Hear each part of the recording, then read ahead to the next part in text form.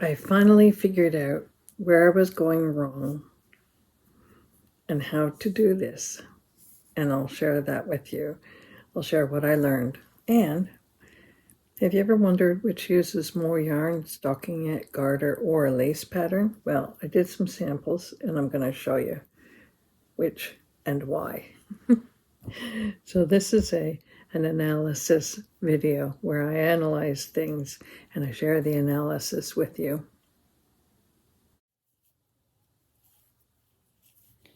I finally figured out some things that helped me create this pattern or knit it. I didn't create the pattern, but what I'm finding is that, like, for example, a lot of things in life are about patterns. Social work and psychology is about patterns. It's not a guarantee, but by patterns, things that happen in a repetitive order, we can then predict certain outcomes. So patterns are about patterns, and they're about groupings. For example, the top of this here, there's certain things that need to happen in order to create that top of that diamond. And then there, when I do the yarn overs to create the eyelets in the diamond pattern, then there always has to be like an anchoring row. So there's the yarn overs to create the hole, then there's the anchoring row, then the yarn overs, anchoring row, and so forth. So you get these patterns in your head, and I find that, for example, the last row I did was knit 9, which brought me across the top of here, which is part of the diamond. And then I had to do yarn over, knit 1, yarn over. There was a certain sequence of events that happened at the top of the diamond. So once I had that in my head, all I had to do was just repeat it across. So it's like you put parentheses around certain things, like knit 2 together, yarn over, slip 1, knit 1, pass that stitch over. That was let's say, a parenthesis pattern that got repeated, and that creates the little eyelets, which eventually creates your diamond eyelet pattern.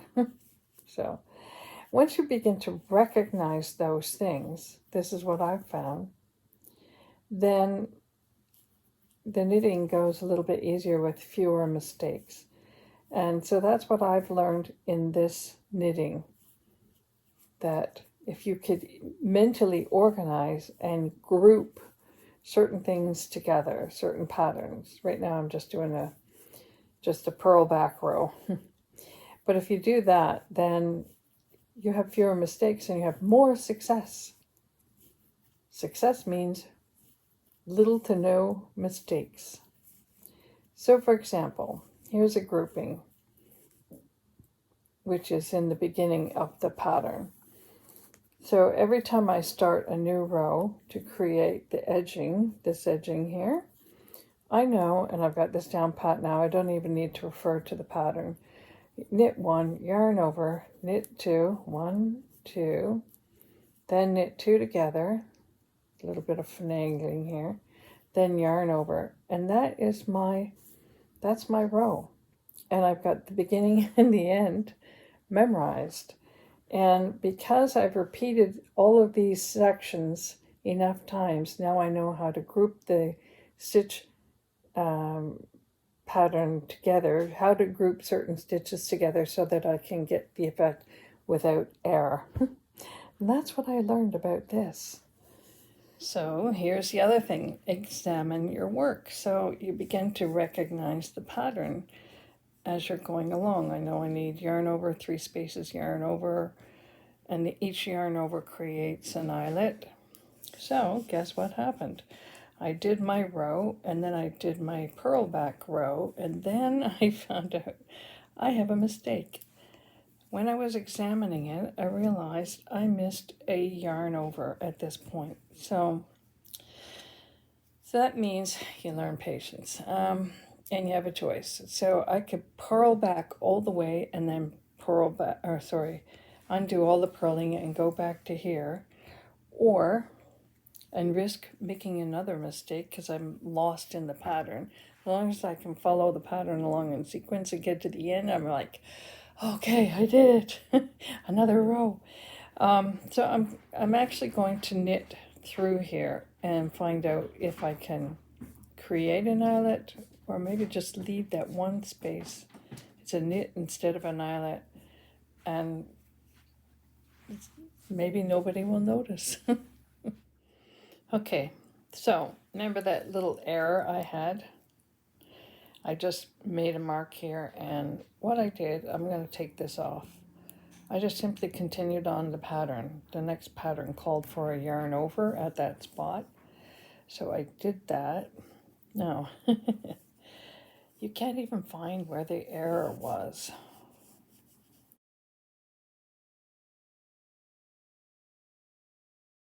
Count is the right number.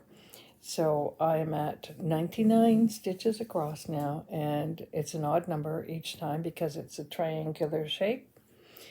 So that's the other tip. Just count your stitches when you're doing your purl rows, or when you've finished a regular pattern row. Just count your stitches before you do that purling back so that you don't have to undo it and if you made a mistake. Hi, so far I'm breathing easy. I am in the little square of repetition. I'm about halfway through, so I think I'll continue on and then call it quits. I have been knitting, working on this for a couple hours right now. Which uses more yarn, stockingette or garter? We're going to find out. I like to figure things out. I like to experiment, let's say. And for example, if somebody tells me that garter stitch in knitting uses more yarn than stockingette, I'm like, but why? Like, is that really true? So I did up these samples. So here's my garter. Sorry, that's my stockingette. This is my garter, which is just straight knitting back and forth. And this is lace. And I have cast on 34 stitches and done 18 rows with each one of them, and they're blocked. And they all come out about the same length and size. So how do I really know if the stockingette uses less or that the garter uses more? Well, let's just measure it. These are samples, so I can do what I want with them. So what I'm going to do here is I'm going to take out a row, mark my beginning section. That's a row, and I'm going to measure it using my measuring tape from here to here, the end of the row. That's 23 inches. Right, let's try it with this one now. Let's not get confused here. Too much stuff. Now I'm going to take out a row of the stockingette. Okay, and then I'm going to measure it all the way to the end. Honestly, it's 22 and a half.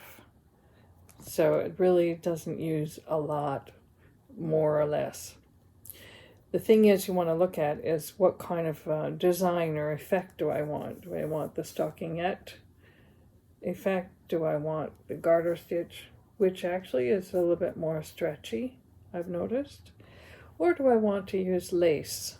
Let's say I'm coming to the end of my project and I wonder how much yarn I've got left, and I have the option of making a change, doing garter stitch or whatever. So let's see what this comes out to be.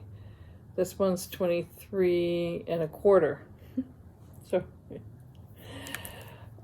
so all that, and wow, it's really stretchy compared to the others. Let's just do that again. Put all three together. Who's got the biggest stretch? This one This one, not bad.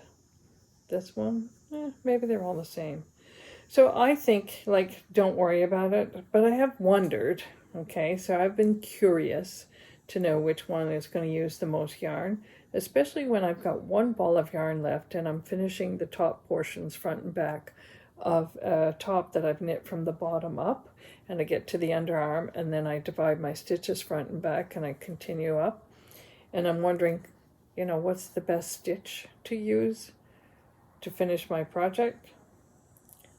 Actually, anyone will do. So why does any of this matter? Well, let me tell you. Most of the shawls I have knit have been done in garter stitch. So they tend to have a very symmetrical wingspan, not too large, and a good depth to it. Now, this shawl that I'm wearing is knit only with stockingette. And you know what happened? It ended up having a really, really long wingspan, which I find sort of annoying because it's too long and too narrow when we got down to the final stitches. So this is all stockingette. It's the V-shaped shawl pattern. I'll just take it off and show you. See the V shape? You start, actually, you cast on at the neck and you increase on each end and in the center, and you just keep going until you've got your yarn used up or until you've reached the desired length.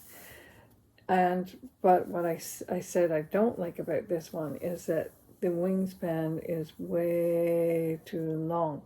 So I learned something. I learned that, you know, there is a difference in terms of using stockingette or garter stitch, and probably most of my shawls are going to be garter stitch. However, I'm currently working on one. Let me see. I've got a few things on the go. This one here, I'm mixing up my stitches. So this is mostly stockingette, but I just learned this whole process. So I think I might finish this one up with garter the rest of the way. But I'm mixing up my stitches, you see. Some garter, some stockingette, and adding some eyelets. But at this point, knowing what I know about knitting just stockingette and creating that really long wingspan, which I don't want that effect, I think I'm going to finish this one up in stockingette, which is like, hooray, I could just knit every row. Much easier. All right, just a little sneak preview on the side, because I've got so many long-term projects that I'm thinking these are never going to be finished. I knit some socks for my grandson. I've yet to do the heel portion, but this was another experiment for me, and I'm working on another set for myself, and I will talk about that in the next video. So cheers, everybody. So, but it gives you at least a visual example of what each one would look like. This is, I love this cotton split in half, where I only use 2 strands instead of 4. It knits up nice, blocks well, it's got good stretchability to it. There you go. So, all of that for what? I don't know. Bit of trivia. There you go. So, thanks for watching, everybody. Welcome to new subscribers, and I hope I can entertain you from this point on. Whatever. Enjoy your weekend.